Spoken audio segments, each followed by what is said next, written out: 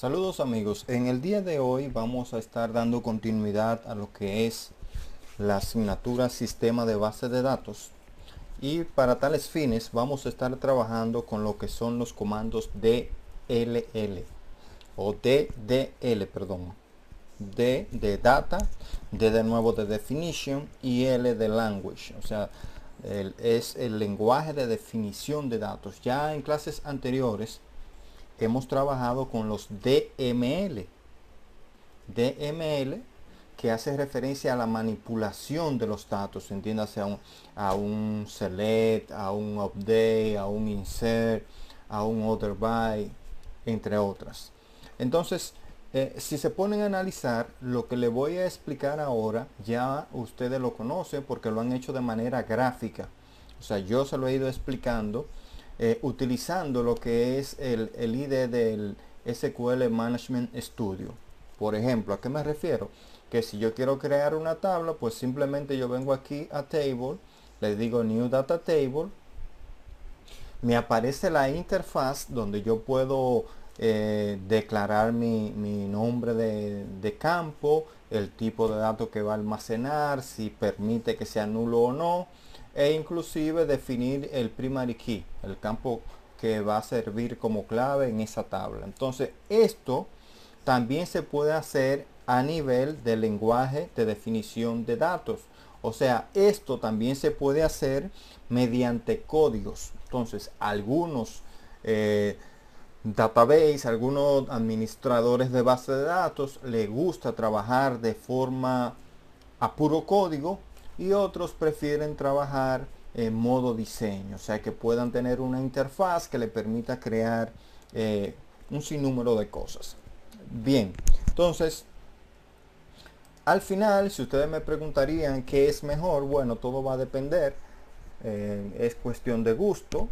Para algunas personas dicen, bueno, es que yo cuando trabajo con un script, o sea, con un código, con un transa SQL, por ejemplo, yo no requiero tener obligatoriamente una interfaz, lo puedo hacer por código, puedo incluso mandar un script desde un lenguaje de programación X que me genere una tabla si no existe, que me genere incluso una base de datos. Entonces, como le dije en principio, va a depender de cómo ustedes se sientan más cómodos.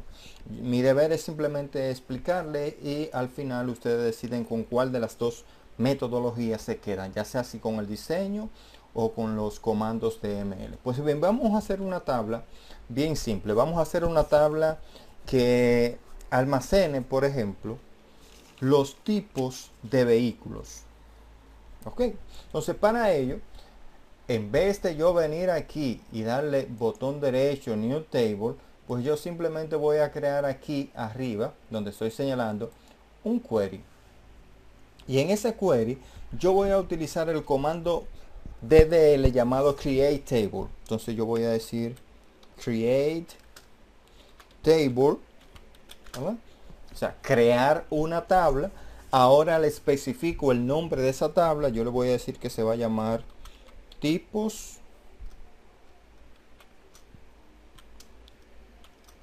vehículos. Abro un paréntesis.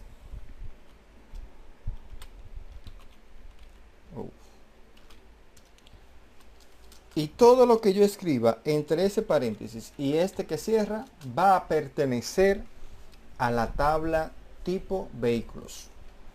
Si se ponen a analizar, esto se parece mucho a lo que son las llaves en C#, en Java, en PHP. Entonces, todo lo que yo defina dentro de esos dos paréntesis pertenecen a la tabla tipo vehículos. Entonces, ¿cómo le decimos que vamos a crear un campo en esa tabla? Bien sencillo. Escribimos el nombre del campo, por ejemplo, código tip. Decimos ahora, especificamos el tipo de datos que va a almacenar ese campo. Por ejemplo, yo quiero que almacene un engine porque los tipos no son tanto. Entonces sería una exageración decirle que me almacene un INT ahí. Voy a desperdiciar espacio y sabe que a medida que ustedes crean unos sistemas que requieran de muchas tablas, desperdiciar espacio es es una mala práctica. Entonces lo correcto sería trabajar con el tipo de dato adecuado. Entonces yo le voy a decir inmediatamente que ese va a ser el campo principal de esa tabla. Pues entonces yo simplemente tengo que ponerle primary key. Fíjense qué simple, ya he creado un campo que se llama código tip, que va a almacenar un tipo de datos de Tingit, y le he dicho que ese campo va a ser el campo principal, valga la redundancia, de esa tabla, el primary key. Como voy a continuar describiendo, detallando los demás campos, pues simplemente le pongo una coma y sigo especificando ahora cuáles son esos campos. Por ejemplo, yo quiero un campo que se llame nombre tip, y ese campo nombre tip yo quiero que sea del tipo varchar. Entonces, entre paréntesis, le digo el tamaño, la capacidad de almacenamiento que va a tener ese campo. Para mi ejemplo, con que sea de 20 es suficiente. Todo va a depender, recuerden, lo que ustedes desean almacenar. Entonces, le pongo una coma porque voy a continuar detallando más campos. Y también yo quiero un campo que diga status tip. Status tip, sí. También va a ser un varchar, pero yo lo manejo con un solo carácter. Es decir, si tiene una A está activo, si tiene una I es inactivo. Perfecto. Como ya no tengo más campos que agregar, pues lógicamente no requiero de una coma. Si tuviera un sinnúmero de campos todavía que forman parte de la misma tabla, pues simplemente los sigo separando por coma.